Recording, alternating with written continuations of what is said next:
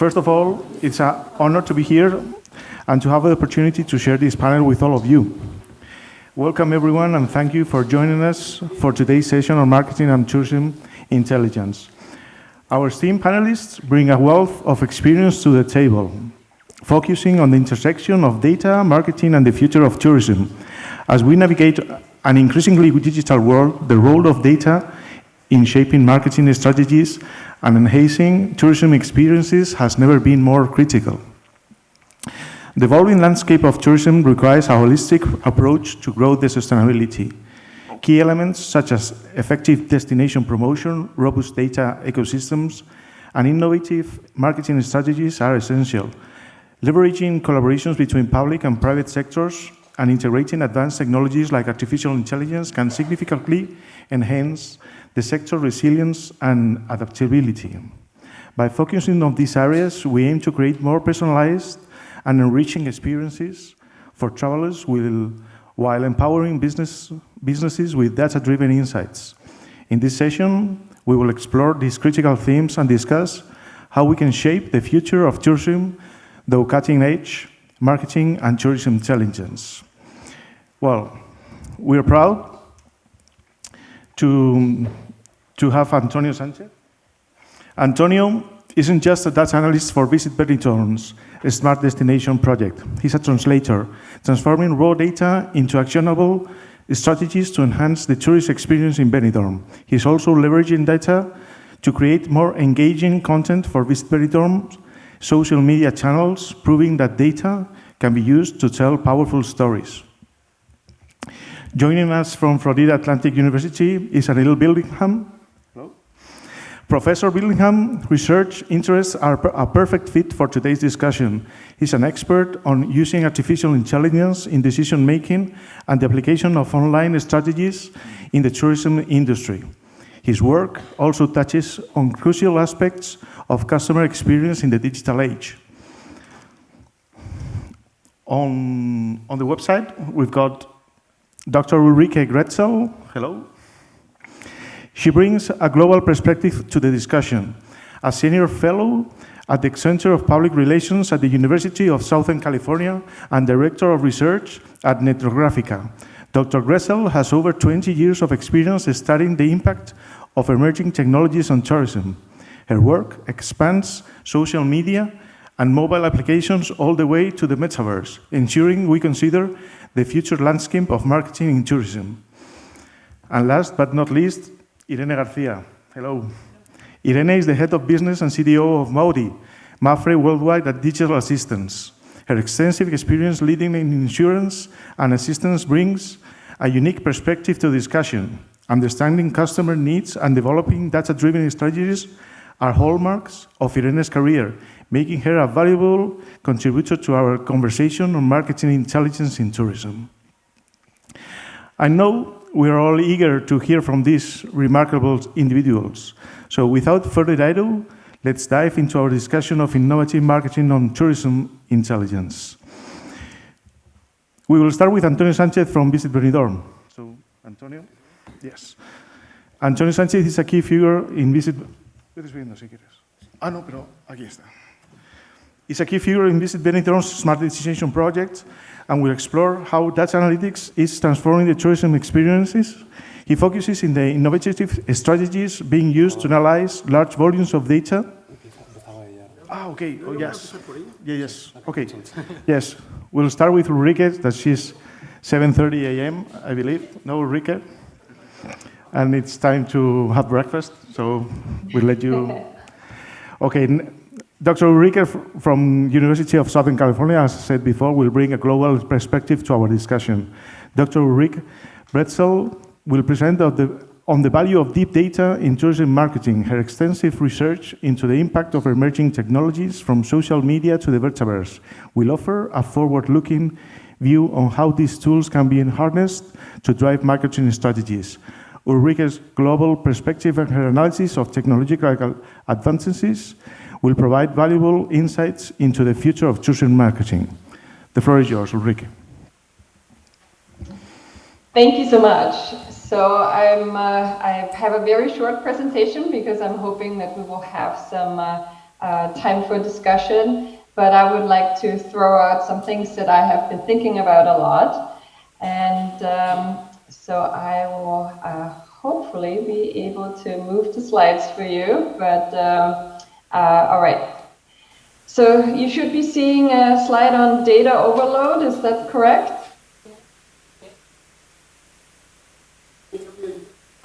Yes. Yes, okay, Yes. Great.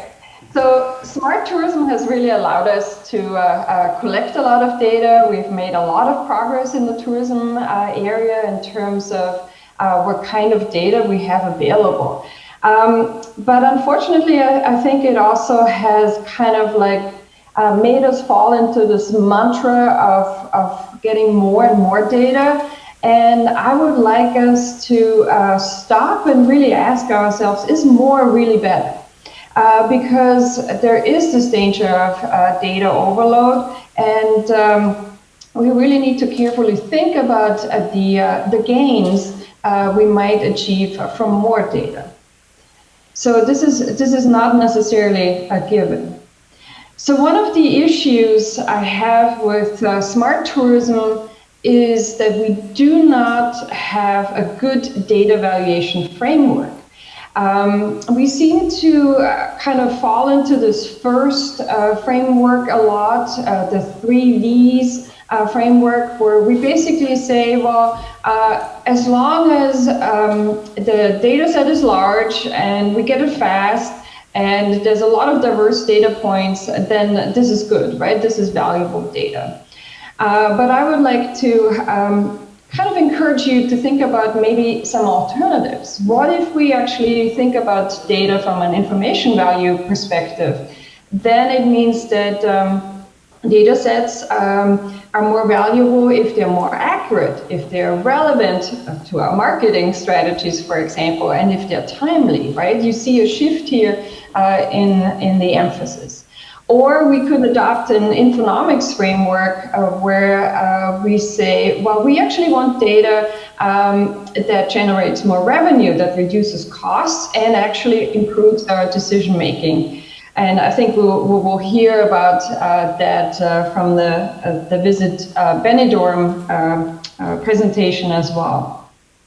So we need to think about how do we actually value data, right? And many organizations in tourism do not really have a sound framework. And very often we think of data as assets, maybe not even. I mean, this is already, you know, in smart tourism, I should say, we think of data as assets. But we also need to think of data as cost. We need to think of data as risk, and we need to think of data as responsibility. So it needs to be a comprehensive view of the value of data, and currently that's not necessarily always the case. So one of the issues is that we also have a lack of data governance, and we might have some management policies of data within organizations, but especially at the destination level, and inter-organizational data sharing usually lacks data governance principles. And so what do we mean by data governance? So it's about managing the availability, the usability, the integrity, and the security of data. But it's also about providing consistent, trustworthy, and high-quality data. So again, it's not just about the quantity of the data. And in this context, there's more and more discussion also about data lineage and accountability. So how can we capture not only where the data came from, but also maybe what manipulation a data point might have gone through? And I think especially in the age of AI, that is something that we should be thinking about. In terms of data governance, we also should be thinking about human-centered models of digitalization. So we really have thought about technology mostly as a tool, right? We do a lot of things to please the technology. Right now, we're thinking about how We can improve AI as a tool. But what kind of falls to the sidelines very often is really thinking about how can we actually create technology that focuses on empathy, that empowers us, that is ethical, and where we can actually achieve something beyond ROI, beyond return on investment. So this notion of public interest technology, so socially responsible solutions, is something that I would like to throw out here as maybe something we can discuss. And in this context, I'm not sure if you've heard Lanier at Microsoft talk about data dignity. So we need, especially in the context of AI, we need transparent, consensual data exchanges instead of surveillance capitalism. So what does that mean? We actually need greater control over data ownership. Right now, we don't know what data AI is using as training data. They might be using your image database, right, as a tourism bureau. We need better training data and more high-quality models. We need more transparency again and moving away from this black box AI kind of approach. We need data protection. We need to think about retention policies and maybe only acquiring necessary data. And instead of kind of giving up and letting AI take over, I think we need to think about AI and us as kind of like the social collaboration space. And if we refocus our attention, I think that will help us. So very often we have a lot of data, but we're data rich and insight poor. And so my final point here is about how can we actually get insights from the data. In big data analytics, very often it seems to be this notion, let the data speak for themselves. But that's not happening, right? So we still have to interpret the data, but we are not explicitly theorizing. And so I think this is dangerous. And what I'm proposing here today is that we need to actually think about deep data. And so deep data is well-crafted, meaningful, revealing, perhaps representative. That's not necessarily the case, but extraordinarily well said or well presented digital traces collected for a well-defined purpose. So this notion that everything data is also something that we need to challenge. These are digital traces. They only become data when we collect them for a purpose. And deep data is relevant and actionable, right? We need those actionable insights for our marketing strategies. And we also need to keep that centrality of the human experience and sensibility in this process. And in this context, then AI becomes something that we don't just outsource our data analysis to. AI can process a lot of data, right? But from a deep data perspective, AI is about helping us, the social collaboration notion, helping us identify the rich data sites that are out there, helping us maybe have a different point of access to the data, a more conversational interrogation of the data, and it's also helping us represent the data. So I think there's a lot of potential in this space, but there's also a lot that we need to discuss. So those are my thoughts for you today. Thank you very much.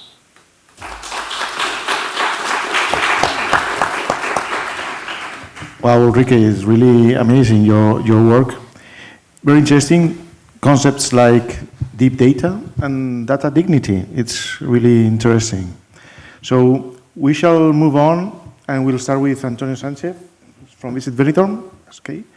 Antonio, as a key figure of Visit Benidorm Smart Destination Project, will explore how data analytics is transforming the tourism experiences.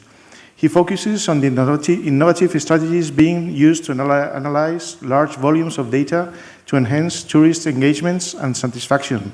Antonio's expertise in leveraging data for social media content creation will also highlight the power of storytelling throughout data. The floor is yours. Well, hello everyone. Thank you for being here. It's a strange time, but thank you for being here. thank you, Jorge, also for your presentation. As Jorge said, I'm coming from Benidorm. It's such an honor for being here representing Visit Benidorm today. Well, I think many of you already know Benidorm, but I'm here just to explain. We are here today to talk about tourism intelligence marketing. So I'm going to show you how a destination as Benidorm we are implementing in the daily in our offices. And just to start, as we said, we are going to talk about tourism intelligence and marketing. What two topics are more important for a destination in order to improve to success? And for a destination is really important. So I'm going to show you what we are doing. But before I start, okay, perfect. So before I start to getting deep in the presentation, what we are doing, it's important to understand where we are coming from. Many of you already have this image of Benidorm, this skyline, this vertical urban city, but we have to understand where we are coming from. If we move to the past, to the 50s, this small village, 2,000 inhabitants, fishing village, there were no tourism on that time, so the main industry was the fishing, the tuna fishing. But it's important to understand that the people that worked on that time on the sea, they were not just fishermen, they were marine merchants, so they travel abroad, they visit new countries, America, Asia, Africa, so they bring all these ideas, the culture, new things to the people of the Benidorm, and then we are talking about tourist intelligence. It's a modern topic, marketing we are using nowadays, thanks especially to technologies. But on that time, we can say in Benidorm we were improving this kind of things, tourist intelligence. And now we should move to nowadays, 2024, this urban vertical model of city, one of the most sustainable models of cities. And I'm going to show you what we are doing. And the best way is with the numbers, watching numbers. Data is very important. So as you can see here, numbers from the last year, 2023, more than 50 million overnight stays. That means we are the third destination in the Iberian Peninsula, only behind Madrid and Barcelona. But this is very important. We are competing with such as big European capitals as Madrid and Barcelona, but we are still a small village, a small town, 70,000 inhabitants, but it's true that we have a floating population from 150 to 400,000 people during the year. This is very important. We are a sun and beach destination, but we have an average of occupancy of 80%. So this is very important too. And more than 2 million, almost 3 million visitors during 2023. So you can see huge numbers for a small destination. So you could imagine how hard it is to manage these big numbers, a lot of visitors during the year. So what we're doing, as I told you, from the past, we start to implement this tourist intelligence, but the real change, the inflex point was on 2018, when we became, okay, thank you, Jorge. We was certified as the first smart tourist destination in the world, thanks following the methodology of Segitur, the Spanish Minister of Tourism. So as every certification, you should follow different guidelines. In this case, we have 5. Governance, innovation, technology, sustainability, and accessibility. You had to reach an average of 80% or more in all of them in order to get this certification. Benidorm was the pilot project in this case. As recognized tourist destination, they decided to make it in Benidorm. So we get this certification that was a real change in Benidorm. We are talking today about tourist intelligence, and one of the more related pillar in this case is innovation. In Benidorm, we always try to innovate, and in this case, we decide so for innovation, we create the smart office in Benidorm in order to innovate. We call it the brain of Benidorm. All the data, all the information collected from the city, from our visitors, from the city hall, from the water management, all the information comes here. So this helps us to improve, to success, to take decisions. So in this office, we can get knowledge, we can implement ideas on the city, we can search for far-rising to budgets to help the city, but which is more important, as I said, we implement tourist intelligence. This is where we implement this tourist intelligence, and this is very important, how we are doing in a destination, how we implement tourist intelligence. The best way to see it is with this graphic, this pyramid. It's very easy. We are always talking about big data. This is important, this huge amount of data, a lot of the information from the city, from the visitors. This is a huge quantity of data, but it's not useful if we don't transform it in quality data. How we make decisions if we don't transform this information. So from big data, we have to change this quantity data into quality data. We get information, we get knowledge, and then thanks to this knowledge, we can implement it in the making decision process. We can have decisions, strategic decisions, marketing decisions, promotional decisions. So this is the best way to represent what we are doing here. Of course, there are tons and tons of data, many tools. These are some examples of what we are using. From internal data, as Jorge said, I'm in charge also on the marketing area, social media. We have a lot of information on the social networks. So that's one internal data. We can get information from there, but also platforms such as MAWDY, we were seeing this morning at the example with the first session. MAWDY helps us to have more information about connectivity, flight connectivity, but also social listening. We can know what the people is talking about in Benidorm with these views, with the comments on the social media, also transparent from the short-term rental, so many of them. But it's important, we have a lot of information, but as I said, we have to change into quality data. So we have to make it easy for not only for us, we can be experts, we can know about data, but for us it's important to share this information with our private sector. So how we do it, we make this kind of reports, we transform this quantity data, this smart data into these visual reports, so make it easy for them. We can make strategic decisions with the information that we have, but they also can do it. So we make monthly and annually reports. In this case, we make one global for the destination, we make one for trends, and we make the last one for competitors analysis, because it's also important to understand what the competitors are also doing. So these kind of reports are very easy to understand, and the visualization is easy also for them. So what we learned during this process, after we became the first smart tourist destination, we learned a lot of things, but of course we improve a lot in our tourist management and also in the promotion. We now can get better decisions, improved decisions, thanks to our knowledge. We can have better strategic decisions, as I said, promotional decisions. But of course, we can improve our competitiveness. There are a lot of new emerging destination markets that are growing and growing. Well, we have to use our knowledge as a mature destination like Benidorm. We have to improve all this data, all this tourist intelligence in order to take better decisions. And of course, we can, as we have more intelligence, we can know more about our visitors. We have to transform this information in order to improve the city, of course. So we can develop new products, we can develop new marketing strategies, we can develop new segments. So all this information, we have to transform it into decision, and also marketing diversification. It's important to be on the online, on social media, but you have to take care of what you are doing. And finally, this statement, all of you already hear, but this is very important. What you don't measure, you can manage. For us, it's really important. We are talking about tourist intelligence. So in order to improve, in order to success, in order to make your destinations better, it's important to transform this big quantity of data into useful data. So we always say, Benidorm will be the best destination if we are the best city for living. So be more accessible, be more inclusive, be more sustainable. This will be possible if we use the data and the tourist intelligence. So, yeah, that's very important. Yeah, thank you.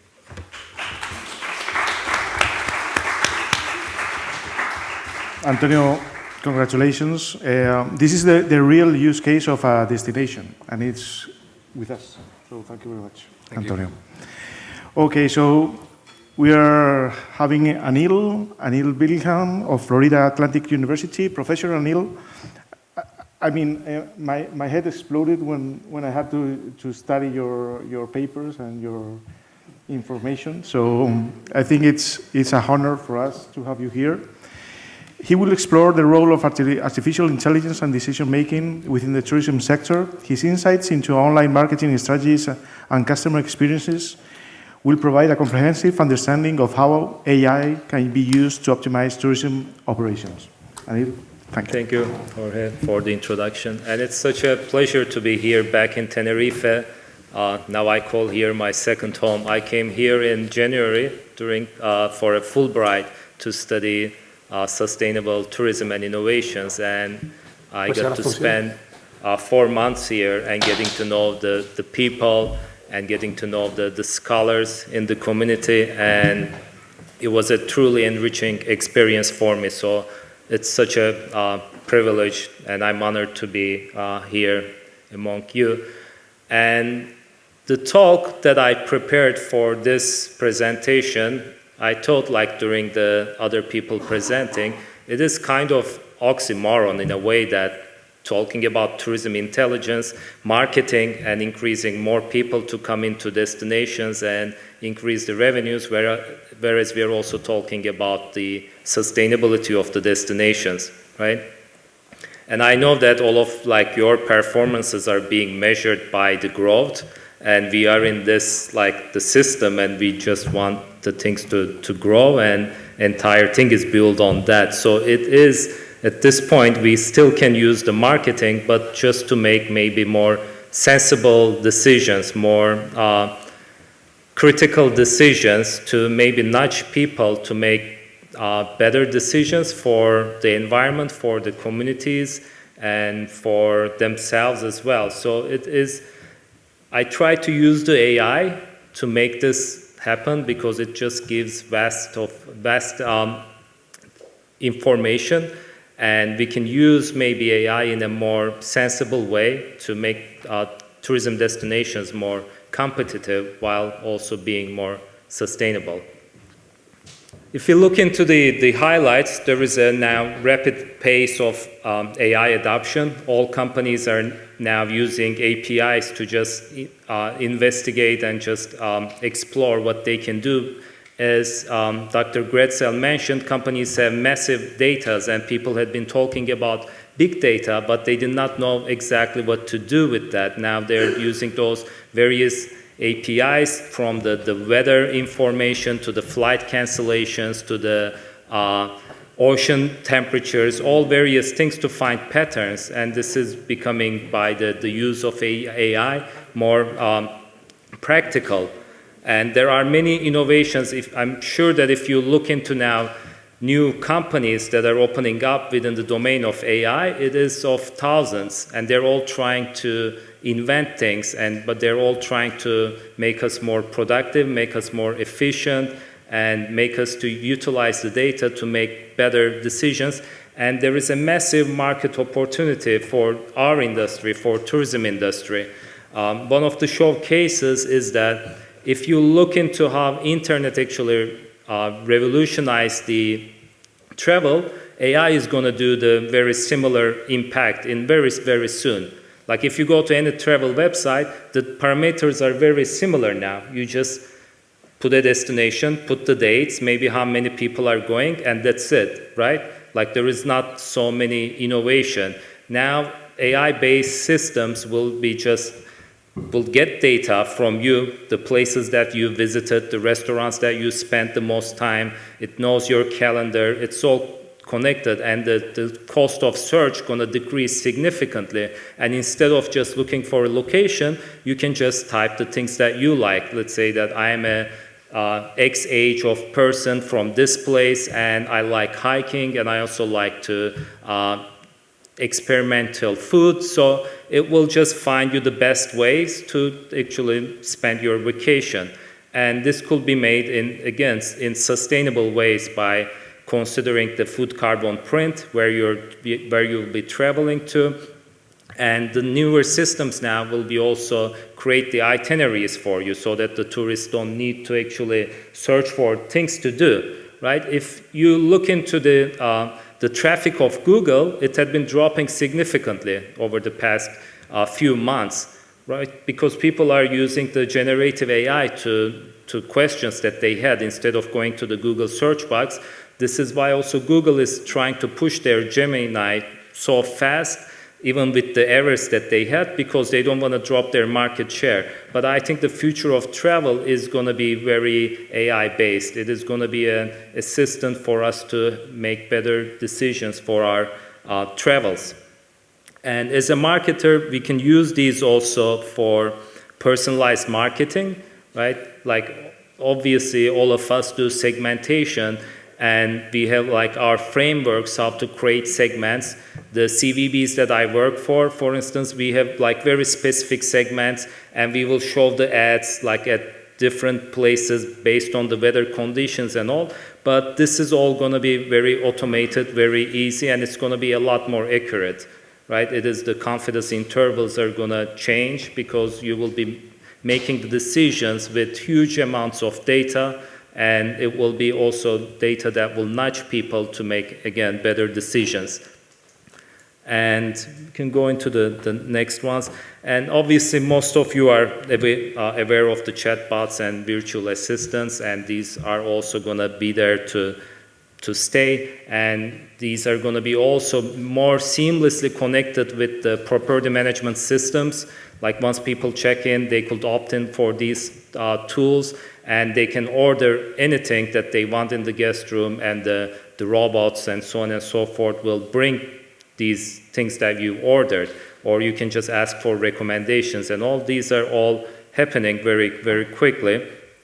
And AI is also using predictive analytics to forecasting the travel trends, like very unconventional trends as well that you just see, because the world is very chaotic now. The trends that you just, as you mentioned earlier, like the crises are not predictable. So AI actually can let you know, okay, these are the things will likely to happen within this confidence level. So it does looks into like various levels of data. And on the next slide that I will mention, it's this, yeah. They can use this for to make, again, better predictive. And content creation with AI is also becoming more commonplace. It is not as good as the creative people want it to be, but it is getting there. Next one, please. And we'll see like the recommendations, the booking, the forecasting, and flying improvements. I'm not sure whether you've seen, IBM Travel is now investing so much. They purchased the weather, right? And they're looking into improving the flights. Most of the AI with the digital twins are actually being utilized behind the doors to make the flights more efficient. They will just try to avoid the cancellations, try to reduce the food carbon print of the flights, looking into the winds and all that stuff. And it is just going to be more and more relevant with the AI. Actually, it is the biggest use case of AI in travel currently is based on the aviation. And it's the stuff that we don't see, maybe we don't talk about, but it is very, it is making the flights more sustainable. Again, people won't stop traveling, but at least the flights can be more efficient and more green, utilizing some of the technologies.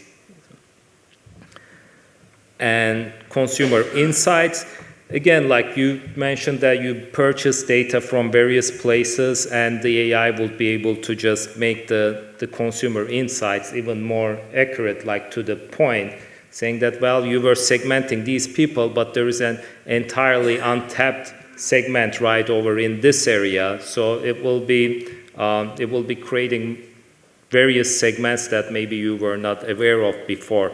And the trend analysis, emerging trends and patterns in tourism, and you can also measure the performance to seeing like A/B type of testing with AI, which actually investments are having better return on investments, whereas which are lagging behind. And next one, please. And sustainable marketing. So this is the part that like we can just talk again all day, all evening here, and it is important to find ways to make this a better place for our communities. And it is, while I was living here, that there were the protests, and it just made me think about like all the time about people who are just being placed out of their homes. And I felt that I was also part of the guild there because I was living in a short-term rental, right? And this is happening in everywhere. This is happening in my hometown in Miami. Now the locals are just, every place converted to a short-term.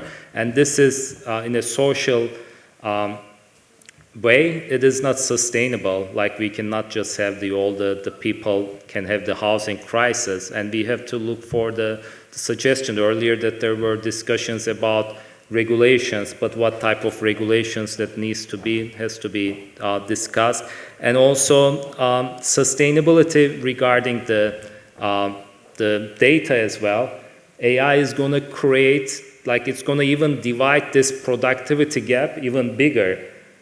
Productive people will be even more productive. Productive nations will be more productive and richer, and the others will actually lag behind. And this gap is going to increase only in we have to think about this, and we have to maybe find incentives to train our workforce by learning these tools, because if they don't learn, like they are going to be lagging behind by people who will learn how to use these tools more productively. So this is, I believe, also the part of the social sustainability once it comes to the technologies. And we all also aware of like greenwashing and all that stuff. We have to also find ways to really showcase in a societal marketing lens that how we can make better marketing, better, like if we are selling products, and what are the things that we are paying back to the society. And we can use also smart technologies to find, again, trends, to find ways to improve those things. And the long-term perspective is the important. If we focus too much on the short-term gains, we obviously will miss the big picture. Right? And I think it is important once we are utilizing these technologies to think about also the big picture.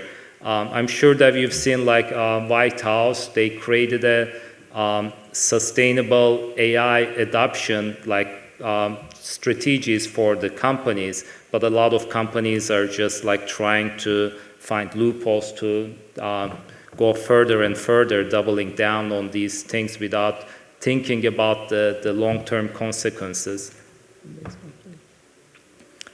And there are some case studies that how CSR incentives in tourism are becoming more successful. And I won't talk about it. I think I will be running out of time, so we can get into the next one. But this is also, I cannot see the figure, but it is related to the Hilton's travel with purpose and taking care of the local communities and building partnerships. Like these are very simple things, but in your products, if they're coming from the local artisans and so on and so forth, these are small things, but it makes big difference in the communities. Like in the hotels, in the gift shops, selling the products that are made by the artisanal people within your community will find obviously jobs for these people, and keeping these communities active is an important part of the sustainable marketing. And we have to think of maybe more creative ways to make these things happen. And the stay, like the light stays, we have to also somehow educate the travelers to be more considerate in the environments that they are visiting. Some tourists are behaving very carelessly, and it is even increasing the social tensions with the locals. So we have to, as marketers, this is a part of also like social marketing, to make people travel in a more considerable fashion. So maybe longer stays, maybe destinations that are not tapped as being discussed before. And actually AI is helping with those, like finding underutilized destinations so that they can just find also the hours that places are extremely busy and putting caps And meanwhile, they can divert people on the app instead of going to this museum and see the statue of David. Now, instead, you can do this. And having this real time with the smart cities and Internet of the Things, it is becoming more available. And there's so many opportunities. I know that our cities are being overcrowded, but there is also a way of we can manage this with utilizing the technologies, right? We can push people to use the smart bikes. We can just keep the data and seeing like where they're using this. And we can also nudge people, like with making them to download these apps, like tracking what they had been doing and pushing them into places that are actually worthwhile visiting, whereas the demand is not very high at certain hours. So there are various technologies can actually make this happen in a more sustainable way. And there are the economic benefits of utilizing this sustainable practices, and obviously there is the environmental protection part, and it will enhance the reputation of your destinations, of your hotels as well. Now there is a huge actually opportunity gap for the hoteliers, since there is so much tension between the locals and the short-term rentals. You can embrace this in your marketing campaigns, saying that, well, this is actually a hotel, like the real people work here, we are supporting the communities, and this is a better way of traveling, or it is just to also provide some amenities why people were choosing B&Bs for various reasons, and you can utilize in the hotels as well and market from that sustainable part of the traveling. And next one, please. And the integration of technology, like all the technologies that we talked about, Internet of Things, big data, AI, this could be all merged to actually make our cities more sustainable, our communities to maybe flourish, and it is like the reducing the impact of the environmental impact of the tourism as well. Next one, please. And I did not know that I put so many, like I'm running out of time. You can go over. We can just go into maybe the future directions like that. Yeah, closing marks. And the technologies are here to stay, and the Pandora's box is open. We cannot put these things back. We have to embrace it. And once we are embracing it, I think it is better to be more considerate. And we have to look into also, we have to innovate. We have to find ways about social innovation as well, human-centric innovation, not only the ITs for the sake of the ITs, but how this can make places better and companies better, and commitment to sustainability, and implementing some things in the destinations. I'm sure that it will have positive impact. I'm sure if we train also hoteliers, DMOs to utilize some sustainable practices coupled with the ITs, they're going to increase their revenues, whereas also the impact is going to be softened. So these are my takeaways, and this is what I have been thinking about these issues over the few months. And some of these are like based on the studies that I've conducted, but did not have time to put all together, like with the citations and such. But thanks for listening.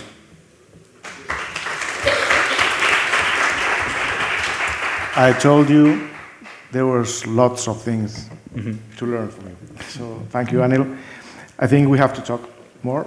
The people that know about me know that we have to talk. So let's move on. And finally, we have Irene García. She's from MAWDY, Mapfre, Worldwide Digital Assistance. Irene García will discuss the integration of data-driven strategies in the insurance and assistance sectors. Her presentation will cover how understanding customer needs and leveraging data can enhance service delivery and customer satisfaction. Irene will also touch on the unique challenges and opportunities that arise from applying marketing intelligence in a traditionally non-tourism sector, offering a fresh perspective on the discussion. Thank you, Irene. Thank you. Thanks very much. Paul, for inviting me to this spectacular place like Tenerife as well, which is an incentive even greater to come. ¿Sí? A ver. Disparo aquí, ¿no? Vale. Okay. So, yeah, I'm from the travel insurance industry. I feel a bit like I'm crashing the party because I'm not from the tourist sector as such, but I hope that with the presentation I can tell you, I can kind of communicate that we obviously have a lot of synergies between travel insurance and the tourism sectors. I mean, I've been listening to all the presentations this morning and all the challenges we're facing as well. I was here in the European Commission talking about inflation, crisis, we're expert on crisis, returning people to their hometown when they're traveling abroad, and lots of challenges that you have are the same challenges that we have. So therefore, I think that's why I put the title here, The Key to Transforming. I think that we need to transform because we need to adapt to the new reality and to the new challenges that we're all experiencing.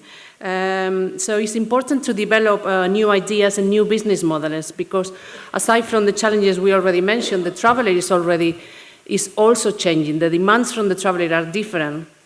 They want to travel to different places, they're more demanding, they want things more quickly, they want to resolve issues faster, they want information now or yesterday it could be. So the needs of the traveler are changing and also obviously we need to add more economic and social value, which is one of the important strategies, missions of Mapfre as well. But before I go into travel insurance, I want to tell you a little bit about Mapfre. For those that don't know, Mapfre is one of the top insurance in Spain. We're also in Latin America. We're the leader, with the number one multinational insurance in Latin. We got business in the USA. We're the top 10 insurer in Europe by premium value, and we got also a reinsurance arm based in many countries. So Mapfre is a very large insurance company. Part of Mapfre is Fundación Mapfre as well, which is a non-profit institution that Mapfre created in 1975. The mission of Fundación Mapfre is to contribute to improve the quality of life of people and society through different activities in more than 30 countries. And Fundación Mapfre is currently impacting on 11 of the SDGs of the Sustainable Development Goals. And following Tom's question this morning about number 8, I can tell you that what Fundación Mapfre is doing in that respect is promoting activities to be more inclusive on the workforce for people with disabilities or in social exclusions. So they're doing a great work, and the reason why I bring it here today is because Fundación Mapfre has actually got a building in the village in La Laguna, so we'll probably see it this afternoon as well in the tour. And finally, MAWDY. So MAWDY is part of Mapfre Group. We are the assistance arm of Mapfre. We used to be called Mapfre Assistance, but I was discussing with Jorge this afternoon. We rebranded to MAWDY last year just for the sake of, we had a long journey of transformation and digitalization, and we wanted a name that really had those values in it. So MAWDY is short for Mapfre Worldwide Digital Assistance, and we are present in 23 countries. We provide more than 4 million assistants. We distribute our solutions through more than 3,000 distributors, and well, you can see the numbers there that we got more than 50 million people benefiting from the solutions that we sell. We provide from roadside assistance, home assistance, health assistance, and obviously travel assistance. So I put in here as well some of the partners that we provide assistance through. So obviously Mapfre, in Spain we sell travel insurance through Mapfre, but we are the ones that provide all the support when the traveler is traveling abroad. But we provide travel insurance through banks, through insurers, through travel agencies. We've got a hospital in Uruguay. We've got businesses in Ireland with Blue Insurance or Chill. So we are a white label, so you will not find a MAWDY travel insurance, but all the insurance that these of our partners sell with their main core products are underwritten by us. So what do? We basically, we got the same objective as yourself. We want people to travel, but we want people to travel with the peace of mind that if something goes wrong when they're traveling, we're gonna be there for them. So we need to make sure that we accompany the traveler in that journey. And we need to adapt to this new demanding that we're seeing. And the way that we're doing this is through two main levers. One is data, obviously, and the other one is digitalization. So through data, because of all the numbers that I showed you before, we have a lot of interactions with providers, with customers, with providers, with partners. So all these data help us to make more informed decisions about what's happening with the travelers when they're traveling. And also the digital tools, we're basically listening to the customer, and they want to do things in a different way. They don't want to use the phone anymore. They want to talk to us through WhatsApp. Or they want to not bother about calling you for getting a reimbursement. They just rather do it through an app. So we need to be there and develop these tools for them, and not also for the traveler, but also for the partner that is selling that travel insurance to the partner. So when it comes to data, we basically collect all that data internally in the headquarters from all those countries and all those travel insurance that we're selling through all those partners. And we just collect it, and I think that Ulrike has used the term of deep data. I think I can say that the data that we have internally and we distribute through our employees is being clean and it's got data governance in it, and we derive decisions from that. And but also externally, we provide data to our partners about their customers, because this is the partners are selling travel insurance to their customers, and so what we do for them is we provide what sort of information the customers are doing, what information we have about them, and share that with the partners externally.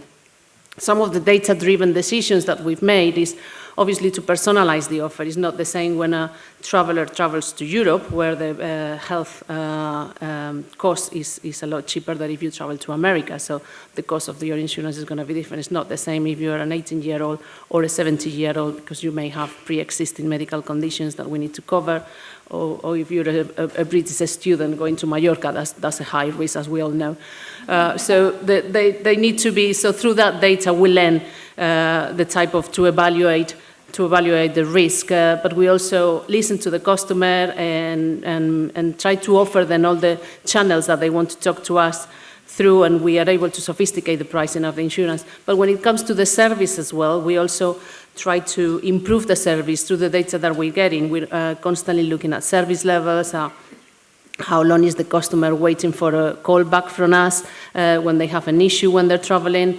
We've implemented, for example, telemedicine. So if you're in a remote country where they don't speak your language and you have a stomach upset, maybe you can just have a telemedicine call with a doctor that speaks your language initially. Obviously, no, we cannot resolve all the issues with a video call, but most of them can be resolved. So, and the data that we get there will tell us how many of these calls can be resolved and how many of these calls are saving the customer or the traveler some further trouble, just trying to find doctors or hospitals. When it comes to digital solutions, we basically develop sales tools that we provide to our partners. So if a travel agency wants to sell travel insurance with the package, then we provide a portal for them where they can do that. We have APIs that can connect to any digital customer journey of any bank or any other insurance that want to add our product or our solution in there.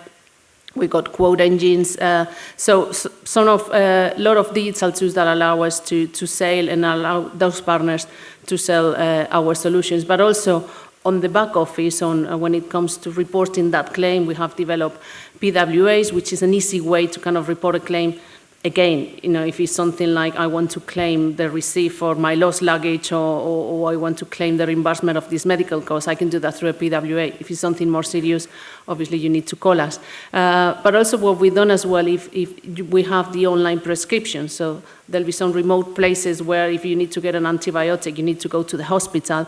But if the case is clear, we're able to issue an online prescription to that remote place and they can go straight to the chemist, so avoiding that hassle of having to go to hospital. So we're making kind of their life a little bit easier when they are in remote places. Obviously, in Spain is a lot easier to do that. But we're thinking about travelers that are probably in remote places.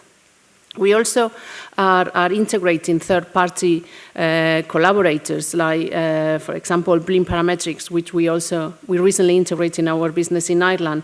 Blink Parametrics is a delay flight cover, so if you purchase an insurance from us, you get this delay in Ireland. You get this delay cover, and before when you purchase an insurance in Ireland, you will only have to tell us if you're traveling to Europe or anywhere in the world except USA, or if you're traveling anywhere in the world, including USA. What we do now with Blink Parametrics is that if you register your flight, so where you are going and your flight time, and you're at the airport, what we do is if your flight is delayed more than 3 hours, then you get access to the VIP lounge, or you get a reimbursement for the hassle of having to wait for that flight. But what that's given us is that now we know where our customers are going. We know where the traveler is going. Before, we didn't know. So from this insight, we've actually learned that Irish people like Lanzarote very much, which we didn't know. We just knew that they were going to Europe, but we didn't know exactly in Europe. That can help us to obviously, it's quite insightful data that can help us to derive marketing messages and things like that. Ridgeline is another company that give us real-time information about places where there is an event or there is an earthquake or things like that. We use this a lot with COVID, what were the restrictions in each country. So we integrate with partners that we think add value to both us and the travelers, and something that is not our core business, but will give us insightful information to also improve the service. Some of the AI, we obviously have, Mapfre's got an innovation department and data departments that are, I think that we're looking at over 200 cases. We've implemented about 90 case studies in the whole of Mapfre. I mean, there's a lot of talk about artificial intelligence, and I think that from us, there's two areas that is important for us. One is to improve the customer experience, but the other one is to improve the service or to make more efficiency some of the back office. For example, image recognitions will help us identify quickly a receipt, so we don't need to have somebody reading the receipt and putting down the reimbursement. Artificial intelligence can do that for you now. So we're using that where we feel is valuable, but one of the things that I want to remember is that artificial intelligence is only as good as the information that you're able to provide it, because if your information, and I think it's been discussed widely in this table already, is not good, then there's nothing you can do with artificial intelligence, because it'll be deriving wrong messages. And also, I think somebody else has mentioned that as well, not everything must be solved with artificial intelligence. And I think that we're going into a hype now that everything needs to be solved with artificial intelligence. Pivot tables in Excel still work for small volumes of data. So I think that we need to be careful with what we do, but obviously where we see the business case or the case study, we are utilizing it. So when it comes to tourist intelligence, what I wanted to communicate today is that we need to adapt. I think that adaptation is done through transformation, and transformation, we can only do it through information, and the information we just get through data. So I think that I agree with my colleagues on the table. So obviously your data must be good. It's not just large amounts of data. It has to be meaningful data, but it's only the data that can give you the insightful or the insights that you need to transform and to adapt to the new reality. And listening to the customer, I think, is quite important. So I'm just going to leave you with a little video. It's less than a minute long of how we see transformation in MAWDY. No, it wasn't a commercial. But anyway, it was just a video about transformation. So, no great lots. Well, yeah, thank you very much. Thank you very much, Irene. It was really impressive. Well, we are rushing out of time. I would like to share my vision. My vision is that the sector must be customer-centric, but the players, the public or the private, and mainly businesses, must be data-centric completely.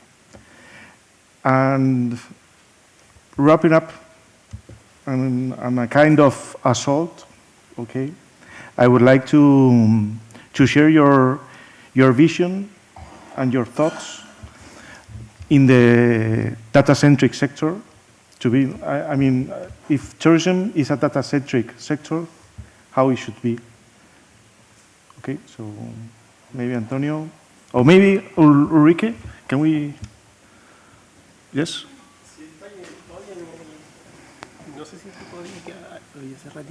No lo sé. Oh, she's there. Did you hear us? Yes. Okay. So a vision for a data-centric tourism industry. Yes. 2 minutes for your vision and to share with us your vision about if tourism is a data-centric sector. Yes, so I think that one of the issues I'm hoping to leave you with is that we need to be able to ask the right questions, right? Just having the data is not enough. And it sounds like Benidorm as well as Mapfre is having that kind of sensitivity of the kinds of questions they need to ask, right? And our artificial intelligence is not going to do that. I think that's where the innovation is coming from. It doesn't have the empathy. It's a large language learning model. It doesn't know what it means to be stuck at an airport, right? It doesn't know what it means to lie on a crowded beach. And this is where I think as a tourism industry, we are a people industry, right? We are a service industry. And so being able to combine that, asking the right questions, coming from that human sensibility and responsibility, but being able to dip into the data, and here AI can help us, right? It can help us collect the data, it can help us interpret the data, but then also, I think, like we heard, sometimes we don't need to do that, right? We shouldn't completely rely on that. So for me, a data-centric tourism industry is still also a human-centric, or needs to be a human-centric tourism industry. Nice. Thank you very much, Ulrike. So, Antonio, maybe you?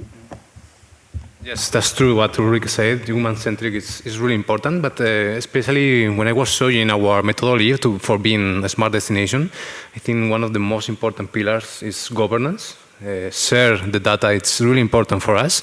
As a DMO, we are the responsibles of share this data that we have, the huge quantity of data. So for us, as I said, governance is really important. And talking about especially taking decisions, okay? We can take strategic decisions, what marketing campaigns we are going to do, what promotional things, what promotion in different markets we are going to do. But if the private sector doesn't have this kind of information, if only we have that kind of information, the destination will not success. So, yeah, data-centric is important, human-centric is important, but also sharing the data, it's really fundamental for us. Perfect, Antonio. So, Anil, short, 2 minutes, 1 minute. I agree. I'm married at two things. It has to be, we operate with data to make better decisions, but we are also a human-centric industry. So both of them are important pillars of this industry to succeed. You cannot take it one apart from the other. Okay, nice. Thank you very much. And Irene, closing? Yeah, I completely agree with my colleagues. I think that data helps you to take informed decisions in some cases, but at the end of the day, as I was saying before, you probably still need, there's cases where you still need to talk to a human or understand the human side of the experience that is happening. But sometimes also what happens is that the data shows you that your decision was wrong. So I think this is still, both worlds have to live together and find insights from, as we discussed here, meaningful data, to be sure that what you're deriving from that data is from data that is correct or is being corrected, captured. Yeah. Okay. So I'll take away right questions, sharing smart data, governance, decision-making, informed decisions, and human-centric industry. Please take a big clap for these individuals. Thank you very much.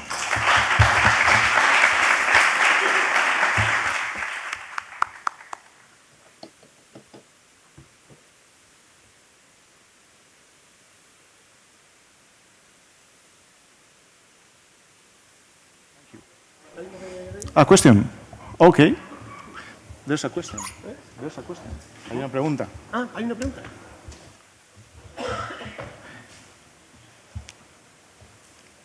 The one and only. Hello, guys. Thank you. It was super interesting. For us, that we are in the middle of the digital transformation inside the government in Port Authority, we need an advice because it's a hard working that you, Antonio and Irene, you're doing in your companies, in your governances. If you can give us advice for the motivation, because I saw the project like finally, and I say, oh my God, I want to do this, but it's long path, I think. When it comes to digitalizations, I'm a great believer in MVPs, minimum viable products. So, if you want to change the process and digitalize the process when it comes to facing the customer, just do not build a cathedral. Just build the little chairs, test it again, evolve, and try to fail fast and cheap. But I think that it's only experience that will really teach you whether what you're developing is going to work or not.